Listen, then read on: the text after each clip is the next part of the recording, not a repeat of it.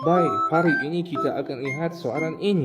Ramai murid sekolah rendah bila tengok saja soalan ini, terus buat dan terus salah dalam kunci penyelesaian soalan. Langkah paling penting ialah memahami soalan dengan teliti. Kita perlu tukarkan soalan ini supaya boleh difahami dengan pemikiran matematik. Barulah anda boleh selesaikan soalan ini dengan mudah. Jadi mari kita lihat soalan ini. Xiao Li dan ibunya pergi ke rumah nenek beli 2 tiket kereta api. Jumlahnya RM237.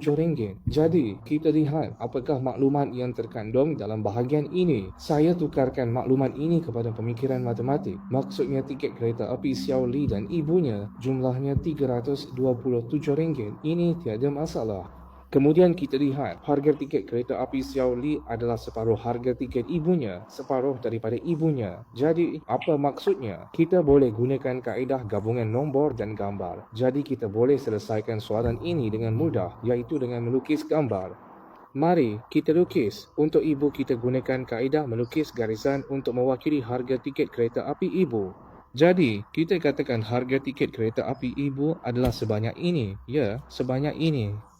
Jadi, harga tiket Xiao Li adalah separuh daripada harga tiket ibu. Separuh daripada ibu.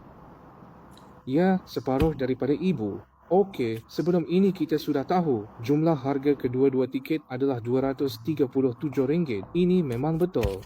Baik, dari sini kita boleh lihat. Kita anggap bahagian Xiao Li sebagai segmen yang paling kecil. Sebagai satu unit, ini adalah satu segmen. Jadi, ia mewakili satu segmen. Manakala untuk ibu pula, dia ada satu segmen, dua segmen. Beginilah keadaannya. Baik, dari sini kita tahu bahawa 3 segmen itu, tarik nafas, bersamaan dengan RM237. Jumlah keseluruhannya ialah RM237. Jadi, dengan cara ini, kita boleh kira satu segmen itu bersamaan dengan RM237 dibahagi 3. Jadi, kita akan dapat RM79. Xiao Li mewakili satu segmen, jadi tiketnya RM79. Dah faham? Jangan lupa like dan follow Cikgu Suria.